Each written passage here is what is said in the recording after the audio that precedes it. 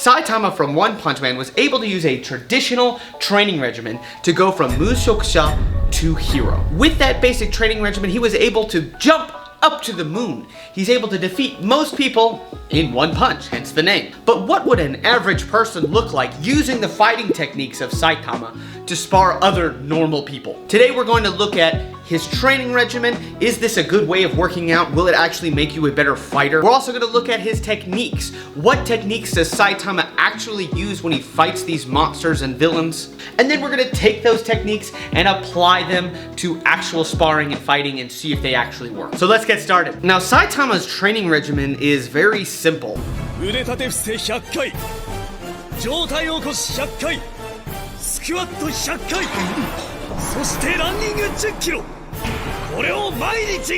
I can say personally that all of this is going to suck. The range of difficulty from going from squats to sit-ups to push-ups to the run being the most difficult. Let's look at it at face value. Will this actually help you be a better fighter? As the Bioneer said in his excellent breakdown of the One Punch Man workout, it's missing some key elements like pulling motions, also twisting motions, which are very important for a fighter. But secondary to that, using the 100 push-ups as a modality for fighting, will it actually help you? And the answer is yes.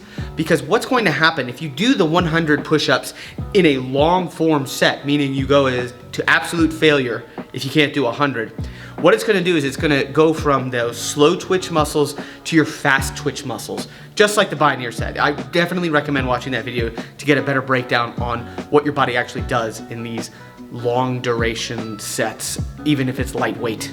Lightweight!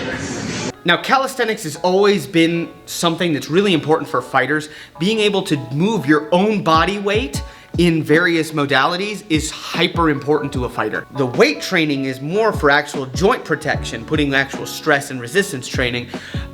Obviously, it'll build your strength too. That's how progressive overload works. So if you're a martial artist or fighter who is not doing any strength and conditioning or anything, adding this workout to your regimen might actually be pretty beneficial. So that's my overall take on the workout. Let's do the workout. I don't want to do his workout. It's gonna be hard.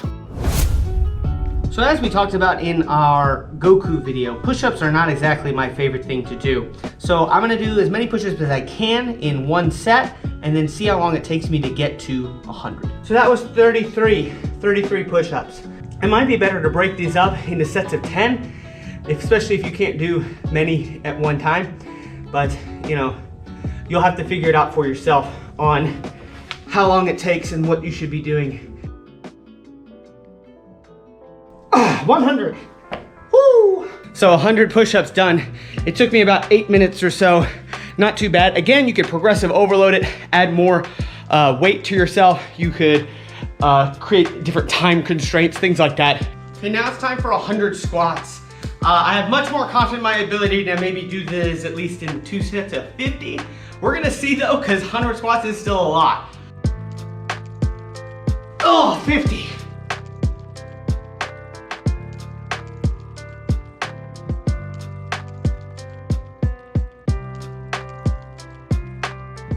$100 squats, only took 6 minutes. Squats I definitely thought would be the easiest, and so far that'd be the case. Now we'll work on our sit-ups. So now it's time for 100 sit-ups. My legs are so freaking jacked right now. I don't know how I'm gonna run after this, but you know, I do like this workout because it's easy, but it's very like tiring.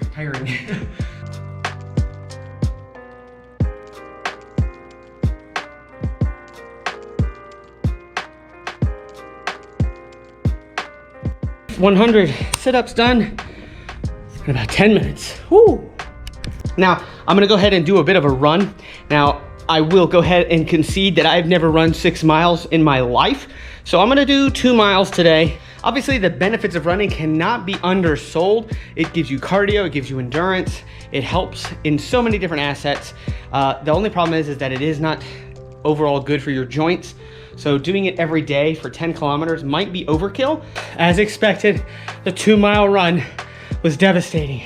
Considering I haven't run in a very long time, this was rough. But 24 minutes, 2 miles. So that's concluding my workout, a little over an hour. And it says roughly 500 calories burned. Now, the Fitbit and calories burned are incredibly inaccurate. No, but I only did the 2 miles just so I don't injure myself. I have to teach classes tonight. I want to spar tonight. So I want to make sure that I'm in tip-top shape for that. I think the run is probably the most beneficial part of this cardio. I hate it, it sucks, it's awful, but it's so good for you that it can't be understated. Let's look at some of the techniques that One Punch Man himself uses. He's a basic puncher, and he uses his punches in various ways.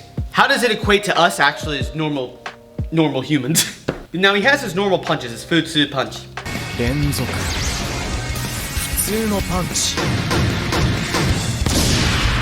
Those can just are considered basic hand movements here, right? Where we're just throwing basic punches. We could do it Renzoku punch style, which is combo punch style, so Renzoku combo, type of combo. I'm not in frame at all. His Renzoku Futsu Punchy is basic punches in a combo, not a whole lot of power, just able to throw here, probably mix it up to the body.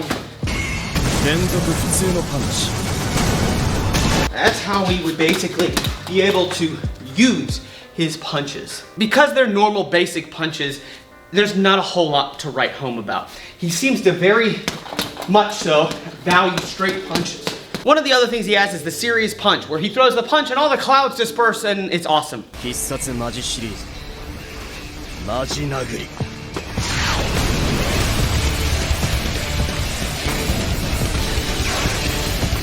What a serious punch would look like in stagnation would just be me throwing a very hard punch.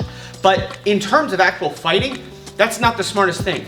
If I just throw one punch, kind of defeats the whole purpose here. If I just throw one punch, most likely my opponent will be able to see it, parry it, and counter me. How would that look like for a normal fighter to actually be able to put into action? We put it inside the normal punch combo and throw in a hard shot either at the end or, even better yet, in the middle. A series of fighters that make this really evident are someone like Max Holloway and the Diaz brothers, where they can throw normal punches and then throw in one of those serious punches in the midst. On the bag, it'll look like something like this, where I'm just throwing normal punches, touch, and then throw in a hard punch. And it doesn't have to be that straight punch, it could be some other type of hit. And throwing in, very short, crisp. Oh, look at that combo! Throwing it in there, throwing in multiple serious punches, but lulling them to sleep with the normal punches, and then adding the serious punch at the end. Other things are like karate chops.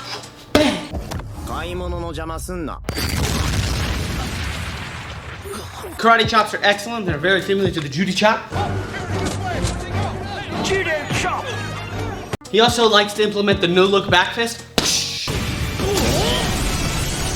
Another thing akin to the Diaz brothers that he likes to do is slap. Doing a slap just out again, if I just do a naked slap, all well and good, but most likely my partner or opponent will be able to counter that. So as a fighter, much like the Diaz brothers, we need to put it inside of a normal combo. And there's the slap. And it doesn't seem to implement many kicks, which will make this interesting trying to implement it in live sparring if I'm going against people that are kicking and punching me and I only have punches available. So I'm gonna cheat a little bit and use the video game. He has a jumping a side kick. We're gonna do normal side kick because I can't jump. His side kick's pretty simple. It's just one of those things that he just does a jump with and then he throws it. But we're just gonna do our basic savate chassé, or we'll also do the kind of the JKD backstep to the side kick there. Other things to note about Saitama's fighting style is that he is basically a tank, which is awesome, but terrifying. The idea of being able to punch and hit in somebody and you're just able to take it all and just keep marching forward, whew.